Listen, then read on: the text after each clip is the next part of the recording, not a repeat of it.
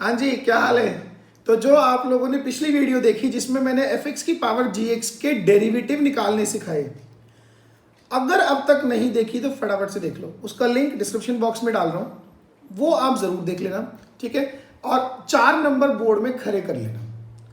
और आज बारी आती है एक नए टॉपिक को शुरू करने की, जिसका नाम है रिलेशन एंड फंक्शन। और रिलेशन एंड फंक्शन से वो देखना कि कोई भी रिलेशन कब इक्विवेलेंस रिलेशन होता है, कब वो रिफ्लेक्सिव होता है, कब सिमेट्रिक होता है, कब ट्रांजिटिव होता है।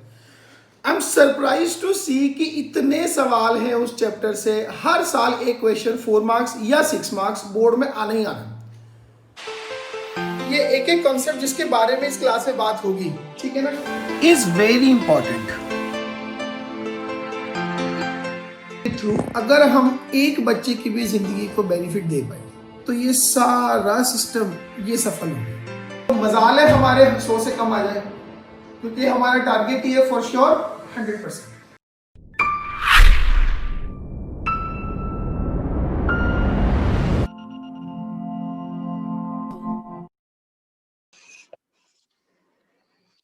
चलिए आज का टॉपिक शुरू करते हैं, और टॉपिक है relations, and the topic is relations, ठीक है। फिर से बताऊं, टॉपिक बहुत इंपॉर्टेंट है। जेई वो सॉरी बोर्ड्स में 4 नंबर का या 6 नंबर का क्वेश्चन पक्का है, ठीक है। आगे वो क्वेश्चंस भी लूंगा जो बोर्ड में आए हुए हैं। क्लियर है मेरी बात। पहले थोड़ा सा बता दूं, मेन हम जो रिलेशंस में चेक करते हैं कि एक तो कोई भी रिलेशन रिफ्लेक्सिव कब होता है, एक वो सिमेट्रिक कब होता है, और एक वो ट्रांजिटिव कब होता है। हमने ये देखना है कि कोई भी रिलेशन कब रिफ्लेक्सिव है, कब सिमेट्रिक है, कब ट्रांजिटिव है, ठीक है। तो क्वेश्चन जनरली ऐसे स्टार्ट होते हैं, if a relation R is defined on set A. इसका क्या मतलब हुआ कि R is a subset of A cross A.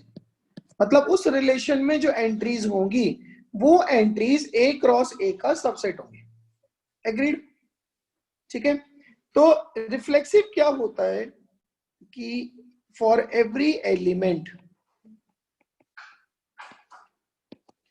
In set A,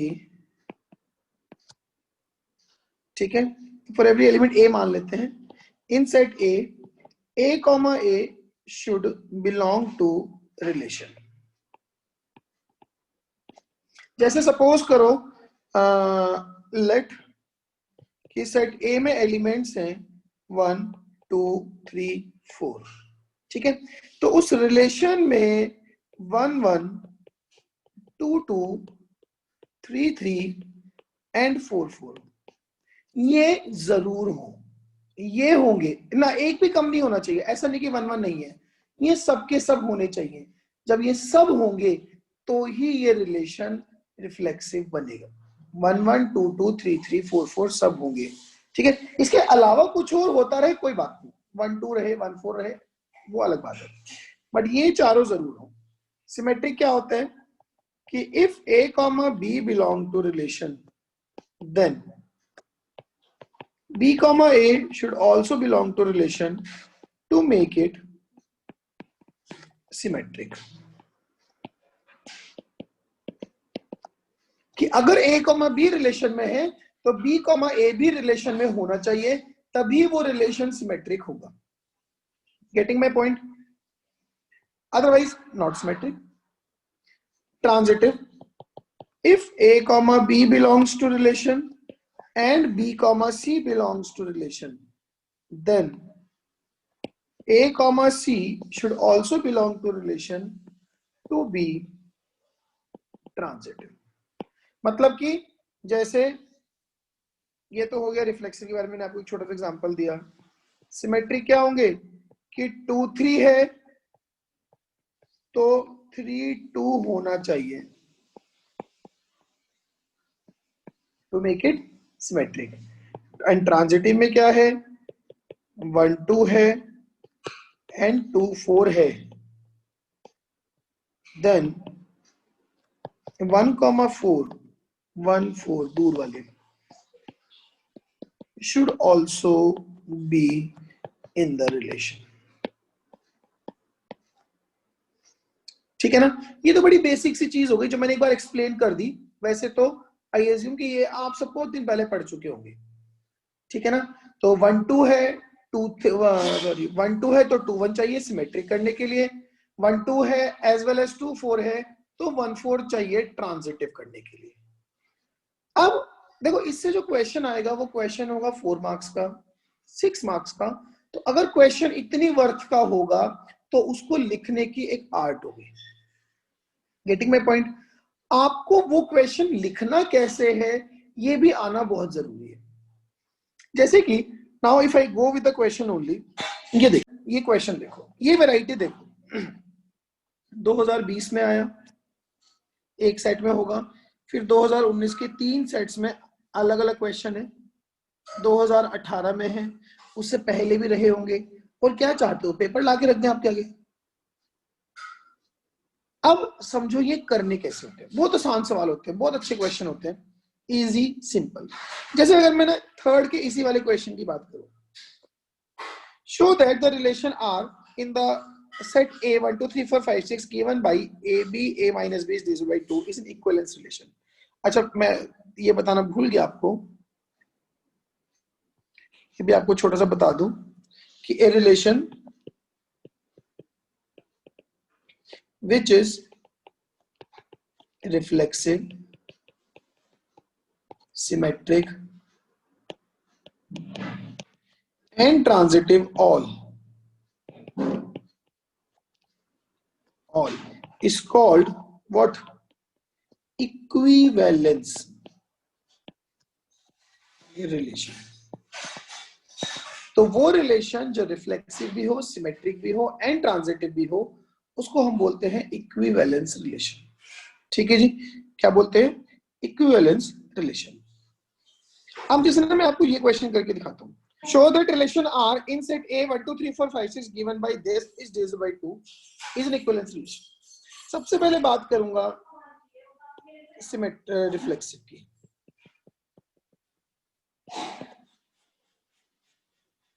reflexive मुझे क्या दिखाना है कि 1 1 से रिलेट हो, 2 2 से, 3 3 से, 4 4 से, 5 5 से एंड 6 6 से। Let A belongs to A, ठीक है। Then if A minus A, या ऐसे लिखते हैं, इफ A comma A belongs to R implies कि A माइनस A का mod which is 0 is divisible by 2, which is true, which is true. So this relation is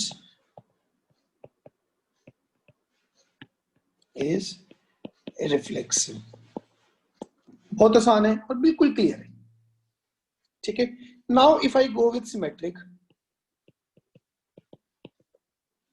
late A comma B belongs to relation. अगर A comma B relation को belong करेगा, this implies कि magnitude of A minus B is divisible by 2, हाँ कि नहीं? This implies कि A minus B का mod is some 2k type where k belongs to an integer. अब A minus B का mod is equal to B minus A का mod, this implies B minus A का mod is equal to same 2k for k belongs to integer, implies कि b comma a also belong to relation। Obvious सी बात है, वो कह रहा है कि a और b का जो डिफरेंस है वो 2 से डिविजिबल है। सपोज करो उस सेट में एलिमेंट 2,4 जाता है, तो अगर 2,4 का डिफरेंस 2 से डिविजिबल हुआ तो 4 माइनस 2 2 माइनस 4 एक ही बात है, डिविजिबल तो होगा ही। तो b comma a belongs to R implies relation is symmetric. Very clear, बिल्कुल ऐसे ही लिखना है, कोई इसमें गलती का स्कोप नहीं है। Now if I come to transitive, इसमें हमने क्या करना है पीछे बताया मैंने आपको, मानो कि ए बी भी बिलोंग करता है एंड बी सी भी बिलोंग करता है. Let a comma b belongs to R and b comma c also belong to R. This implies कि a minus b का जो मॉड है that is 2k1 क्योंकि वो 2 से डिविजिबल है, and b minus c का मॉड is some 2k2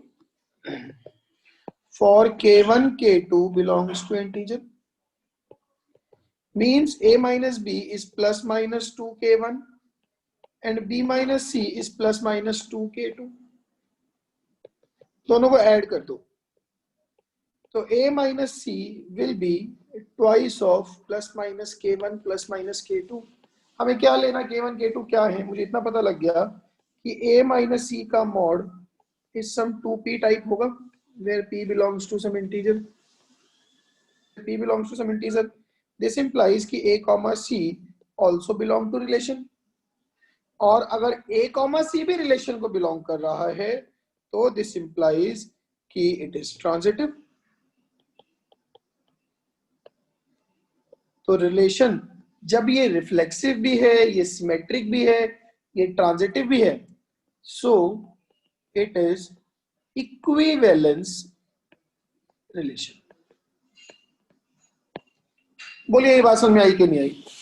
बिल्कुल अच्छी से क्लियर है, बहुत आसानी से कि कोई भी नंबर का उसी से डिफरेंस ले लूंगा, जीरो आ जाएगा, तो इसका मतलब वो रिफ्लेक्सिव होगा ही होगा, तो ये रिलेशन रिफ्लेक्सिव है. अगर a और b का डिफरेंस 2 से डिविजिबल है, मतलब a माइनस बी का मॉड 2 से डिविजिबल है, तो b माइनस a का मॉड भी 2 से डिविजिबल होगा. कॉमन सेंस की बात है, बस लिखने का तरीका है.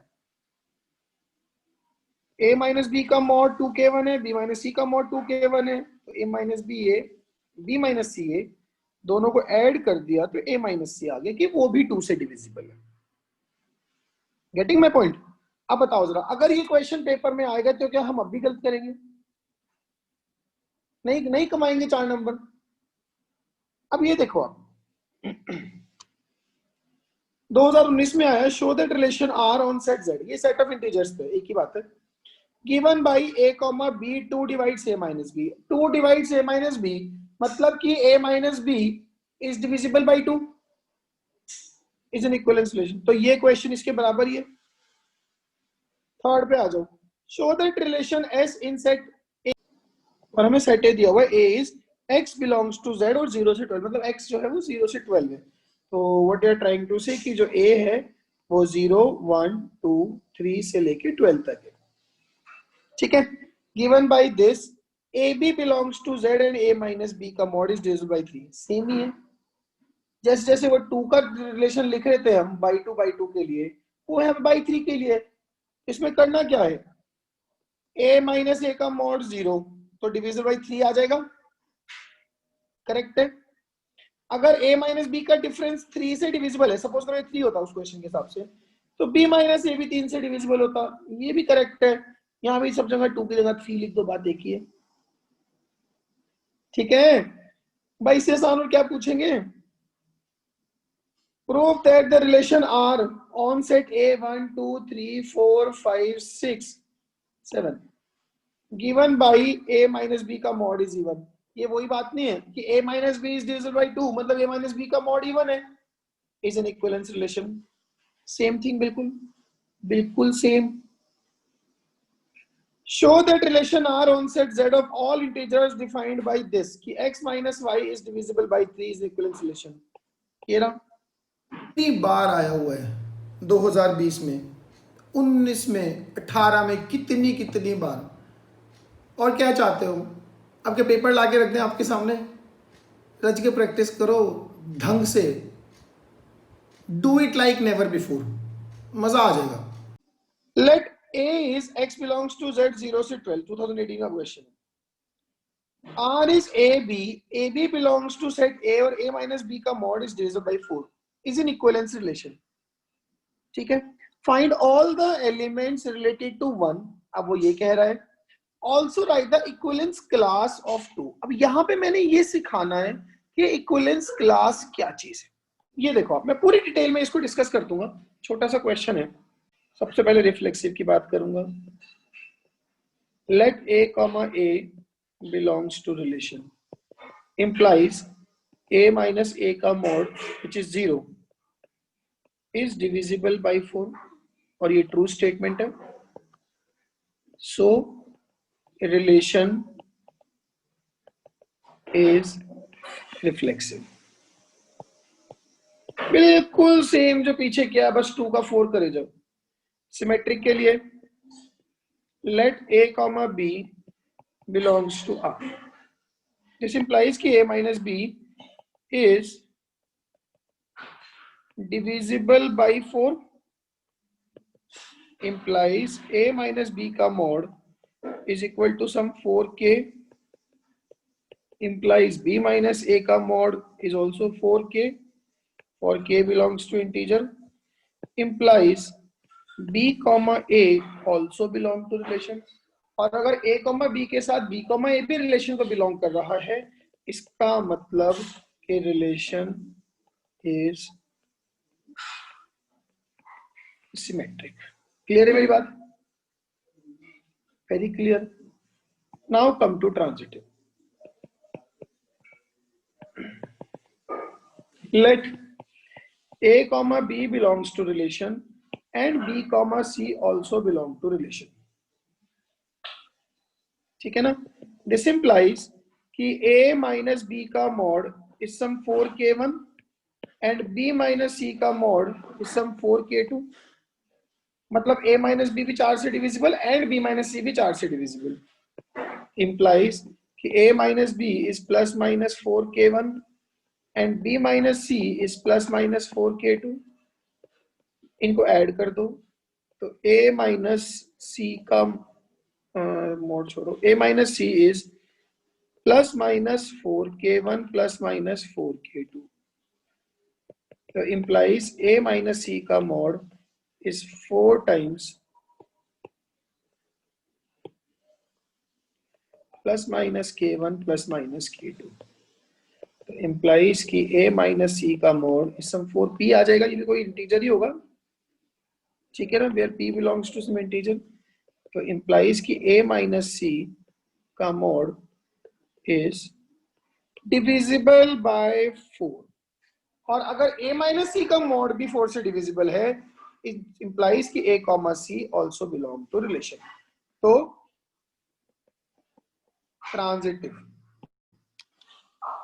ये बात समझ में आई? अब इस क्वेश्चन में ना दो चीजें और पूछी हैं. Find the set of all elements related to 1. चलो अब एक चीज देखो, ये जो सेट ए था, ये सेट है 0 1 2 3 4 5 6 7 8 9 10 11 एंड 12. ये सेट है. ठीक है? अब इसमें ना कुछ एलिमेंट्स ऐसे हैं, मैं A1 बोल रहा हूं, जो 4 से डिविजिबल है. 0 4 8 12. ये जो है ये 4k टाइप के एलिमेंट है. इसमें कुछ एलिमेंट ऐसे हैं जो 4k प्लस 1 टाइप के, मतलब जो 4 से डिवाइड होके 1 रिमाइंडर देते हैं. तो कौन से होंगे? 5 159.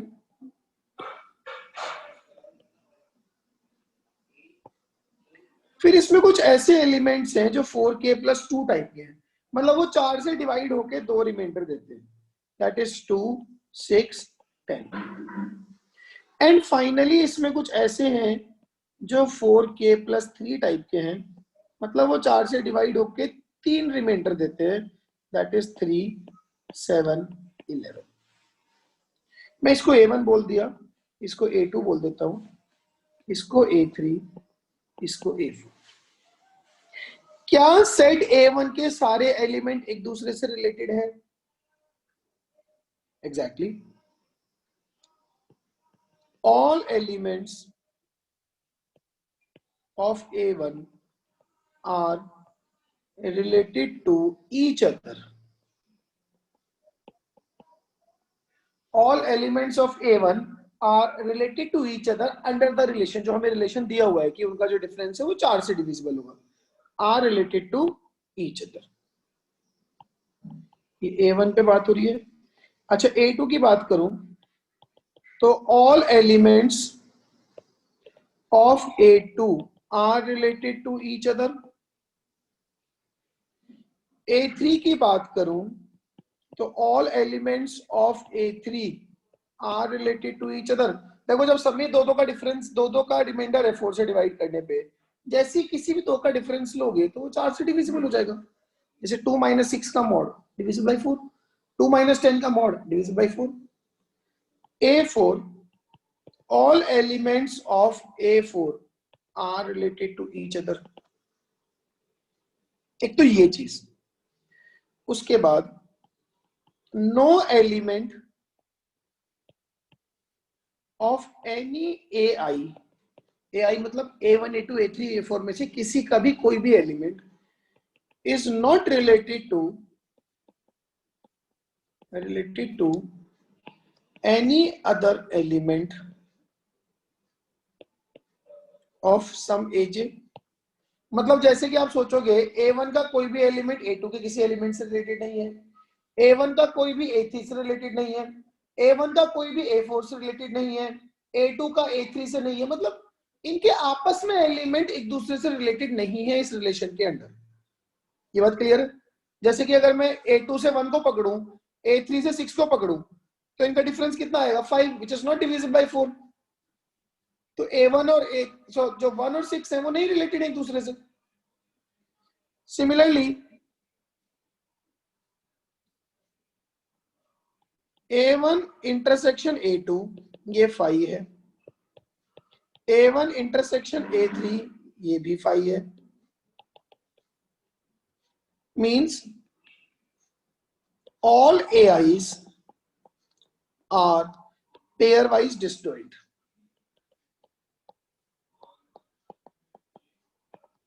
all AIs are pairwise disjoint।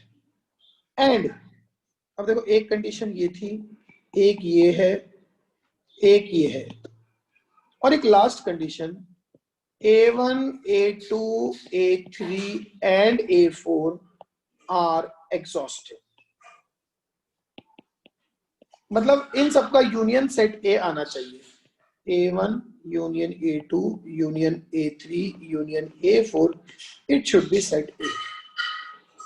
A1 union A2 union A3 union A4, it should be set A। तो अगर सब कुछ ऐसे चल रहा है तो इसका क्या मतलब हुआ? देखो जी, हमने क्या किया, हमने सेट A को 4 हिस्सों में डिवाइड कर दिया। एक में वो एलिमेंट रखे जो 4 से डिविजिबल है, एक में वो रखे जो 4 से डिवाइड करके 1 रिमाइंडर देते हैं, एक में वो रखे जो 4 से डिवाइड करके 2 रिमाइंडर देते हैं, एक में वो रखे जो 4 से डिवाइड होकर 3 रिमाइंडर देते हैं। मेरी बात क्लियर है? नाउ इसके सारे एलिमेंट एक दूसरे से रिलेटेड है रिलेशन में, इसके भी आपस में रिलेटेड है, इसके भी आपस में रिलेटेड है, इसके भी आपस में रिलेटेड है। A1 का कोई भी A2 से रिलेटेड नहीं है, A1 का कोई भी A3 से रिलेटेड नहीं है, A3 का A4 से रिलेटेड नहीं है, इनमें कोई कॉमन एलिमेंट नहीं है, पेयर वाइज ये डिसजॉइंट है, और इन चारों का जो यूनियन है वो वापस से सेट आता है, मतलब ये एग्जॉस्टिव सेट्स है। Then A1 A2 A3 A4 are called equivalence classes। Equivalence classes set A के वो सबसेट्स जो इन सारी कंडीशंस को फॉलो करते हो उनको हम बोलते हैं इक्विवेलेंस क्लासेस। ठीक है, A1 क्या है? Equivalence class of element 0। इसको हम यही बोल सकते हैं equivalence class of element 4, equivalence class of element 8।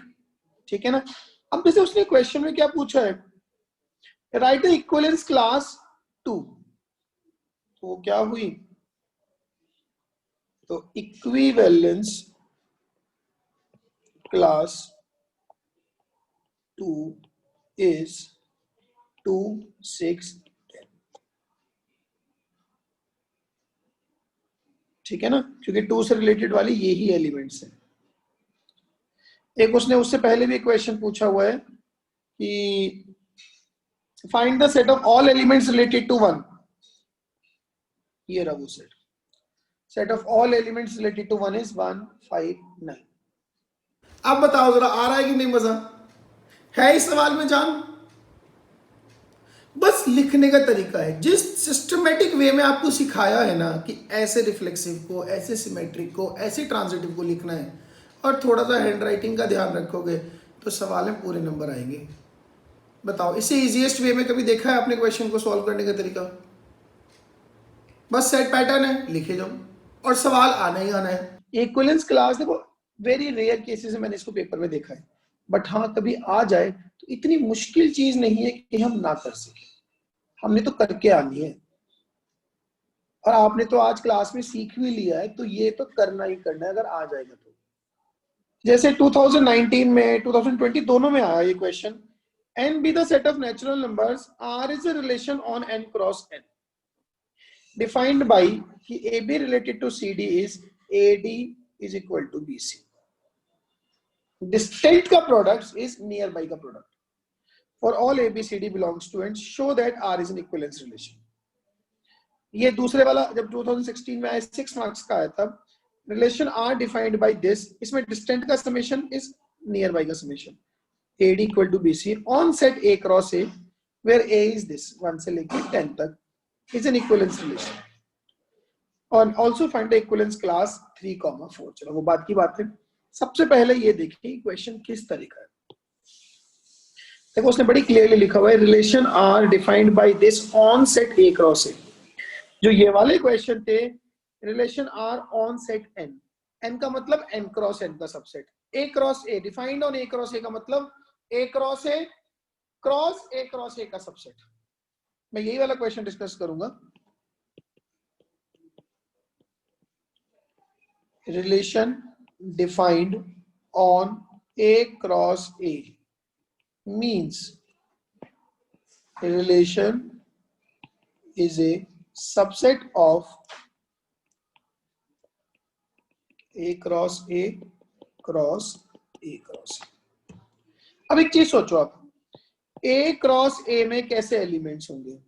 से 1 1 होगा, 1 2 होगा एंड सो ऑन, ऐसे करके टोटल 100 एलिमेंट होंगे, क्योंकि 1 भी हर 10 से रिलेट ऑर्डर्ड पेयर बनाएगा, फिर 2 बनाएगा सबसे, फिर 3 बनाएगा सबसे, 100 एलिमेंट्स होंगे।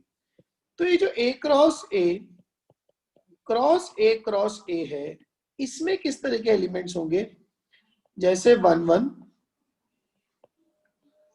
1 2 इनका ऑर्डर पेयर, 1 3 2 4 इनका ऑर्डर पेयर, और इस तरह के एलिमेंट अपने रिलेशन में होंगे। देखो इन दोनों का सम कितना 5, इन दोनों का सम कितना 5, तो ये इस तरह का। तो मुझे ये बताना है कि इनका जो ये रिलेशन है इस तरह का, ये इक्विवेलेंस रिलेशन है। बात समझ में आई मेरी? Now first of all let's go for reflexive. Let AB belongs to A cross A and AB is related to AB. This implies distant का sum A plus B is equal to nearby का sum B plus A, which is true. मतलब हर A B खुद से related है। इसमें एक गलती जो बच्चे करते हैं, वो A belongs to A relation करना शुरू कर देते। नहीं, A क्रॉस A में 1 2 भी है, तो 1 2 से रिलेटेड है, मुझे ये शो करना है, ठीक है ना? सिर्फ इतना सफिशिएंट नहीं है। तो which is true, so relation is reflexive. बोलिए ये बात समझ में आई कि नहीं आई? इजी है। Now symmetric. Let A comma B belongs to A cross A.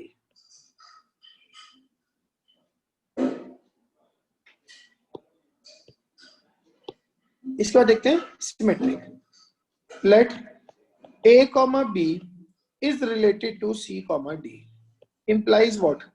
Distant का sum A plus D is equal to B plus C. हाँ कि नहीं?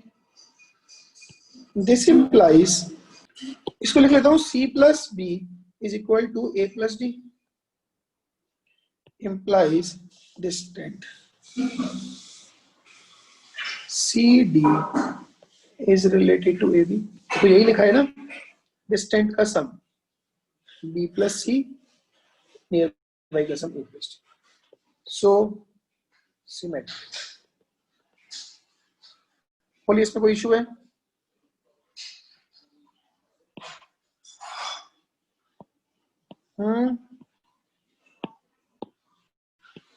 Now, if I go with transitive, let AB is related to CD and CD is related to EF. This implies distant A plus D is equal to B plus C and C plus F is equal to D plus E. बोलो बात समझ आई कि नहीं आई? इनको है ना as it is add कर दे, तो A plus D plus C plus F is equal to B plus C plus D plus E. Left left एक साइड लिख लिया इधर और राइट राइट दूसरी साइड. तो C से C कट गया और D से D कट गया. तो दिस इंप्लाइज कि A plus F is equal to B plus E. This implies कि A B is related to EF. देख लो, डिस्टेंट का सम is equal to nearby का सम. खत्म. So transitive. So this is equivalence relation. बताइए इसमें क्या मुश्किल है? तो आई होप आज की क्लास के बाद आप बोर्ड में ये क्वेश्चन आएगा, आपके स्कूल के एग्जाम में कहीं भी आएगा, तो आप ठीक करके आओगे. ठीक है. इसके रिलेटेड जो इक्विवेलेंस क्लास है ये आपको ढूंढनी पड़ेगी. ये मैं आपका होमवर्क छोड़ रहा हूँ. If you do not find it, comment box में रिप्लाई करना. ठीक है. आई अरेंज ए स्मॉल सेशन ताकि हम 3,4 की इक्विवेलेंस क्लास इस क्वेश्चन में निकाल सकें. This will be for your practice. You will find this sheet on the Telegram channel. ये आपके घर के लिए सिंपल क्वेश्चन है. A is divisor of B. Reflexive होगा? Yes. Every number divides itself. Symmetric होगा? No. अगर A B का डिवाइजर है तो जरूरी नहीं कि B भी A का डिवाइजर हो. वो सिर्फ दोनों सेम होंगे तभी हो सकता है. Not symmetric. ट्रांजिटिव, अगर A B का डिवाइजर है और B C का डिवाइजर है तो इसका मतलब A C का भी डिवाइजर होगा, तो ये ट्रांजिटिव भी है. ठीक है ना. तो वो पूछ रहा है रिफ्लेक्सिव है, यस. ट्रांजिटिव है, यस. सिमेट्रिक है, नो. बताओ क्या मुश्किल है? ये सारे हमने कर ही लिए. ये मैं बताऊं, इन क्वेश्चन में कुछ नहीं होता. इनको कोई भी बता सकता है करना कि क्या है कि नहीं है, बट इनको लिखना कला है. इनमें बच्चों ने नंबर हमेशा लिखने के ही खोए हैं. साफ साफ साफ साफ प्यार प्यार से जिनके 10-15 लाइनों में क्वेश्चन खत्म हो जाते हैं. लिखो आराम से. ठीक है. ये उसके बाद वाले आसान क्वेश्चन है. I keep it, leave it for your homework. This is for your homework. That's it. ये फाइल आपको टेलीग्राम चैनल पे मिलेगी. I would like to conclude this class. ठीक है. खूब मेहनत करो, खूब पढ़ो, खूब बढ़ो. Thank you very much. I guess आज जितना भी ज्ञान बांटा है तो सारे को इकट्ठा करो, एक्यूमुलेट करो, अपनी हार्ड वर्क को चैनलाइज और ऑर्गेनाइज करो. आज ये कर लिया, इसके बाद इसको दोबारा ना करना पड़े. मतलब मजा ही आ जाए कि हाँ जी आज ये टॉपिक हो गया, अब मेरे से सवाल पूछ लो. ये videos are excuse, just an excuse कि हमारी तैयारी को नया ऑल्टीट्यूड मिलेगा. ठीक है. चलिए अगली वीडियो में मुलाकात होगी एक नए टॉपिक के साथ में, नया जोरदार topic, short topic. Thank you for now.